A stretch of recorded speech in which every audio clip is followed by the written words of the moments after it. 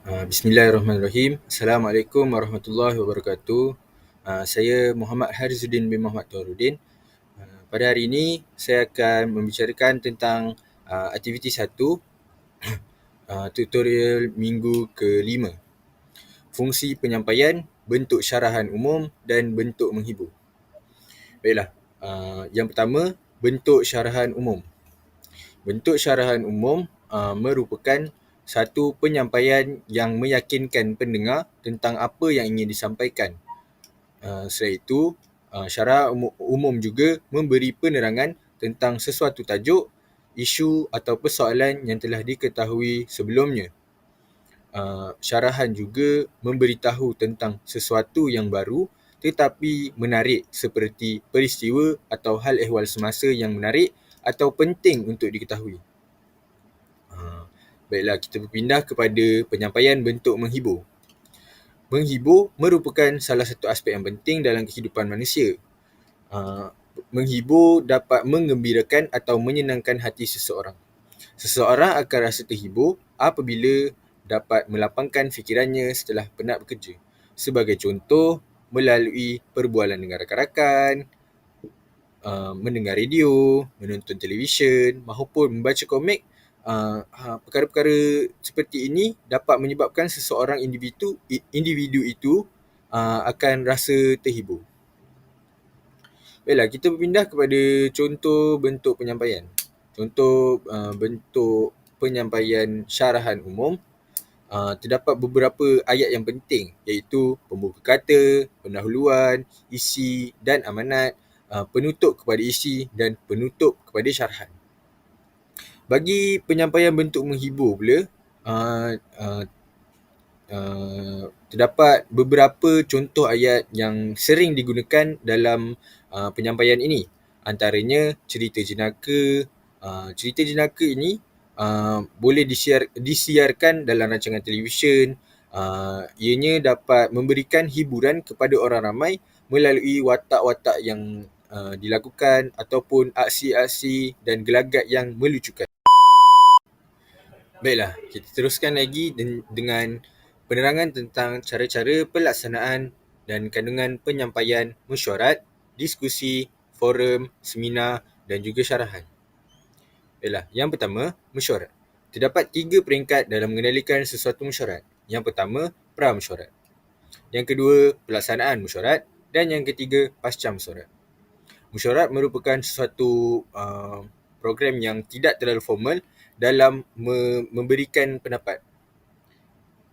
Reaksi spontan adalah dibenarkan untuk mengembangkan idea dalam sesuatu mesyuarat. Mesyuarat juga perlu ditetapkan had waktu untuk membincangkan sesuatu idea atau isu. Mesyuarat perlu membuat satu rumusan setelah semua pandangan dibuat.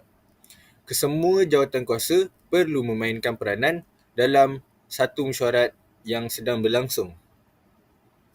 Baiklah, yang kedua ialah diskusi. Dalam diskusi, kita sebagai ahli diskusi perlu menghargai semua pendapat tanpa terkecuali. Ahli diskusi juga perlu memahami tujuan pelaksanaan sesuatu diskusi dilakukan. Penyampaian idea perlulah dengan beretika seperti tidak mencelah dalam menyampaikan idea. Diskusi perlu membuat penjelasan untuk mengelakkan mana-mana pihak tersinggung dan terasa hati. Pada pengakhiran diskusi, kita perlulah membuat satu rumusan yang disepakati oleh semua pihak dengan adil dan tidak berat sebelah. Baiklah, kita berpindah kepada forum. Forum merupakan satu perkara yang memerlukan 3 hingga ke 5 orang panel.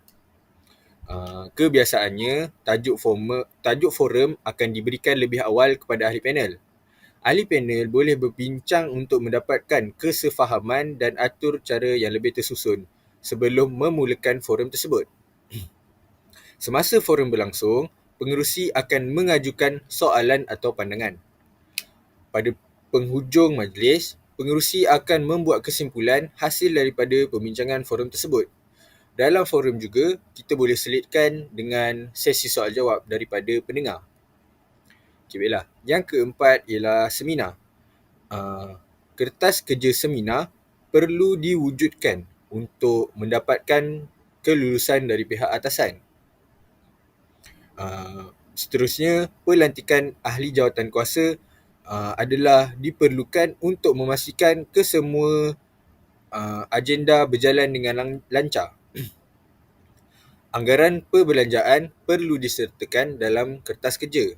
Sekiranya seminar memerlukan kit kepada peserta, terdapat dua pilihan, sama ada penganjur boleh meminta yuran daripada peserta tersebut atau termasuk dalam perbelanjaan seminar tersebut.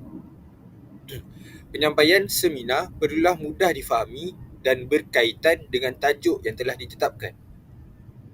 Baiklah, yang terakhir sekali, syarahan. Syarahan perlulah dimulakan dengan ucapan salam dan kata alu-aluan kepada tetamu-tetamu yang hadir mengikut urutan berpandukan status dan jawatannya. Salam juga diberikan kepada pihak-pihak tertentu dan yang telah menghadiri majlis itu. Setiap kandungan syarahan adalah berasaskan kepada tajuk syarahan yang diberi. Isi syarahan hendaklah menarik supaya pendengar tidak merasa jemu mendengarnya. Pada penghujung syarahan, akhiri syarahan dengan ucapan terima kasih dan memohon maaf kepada semua pendengar. Sekian, terima kasih.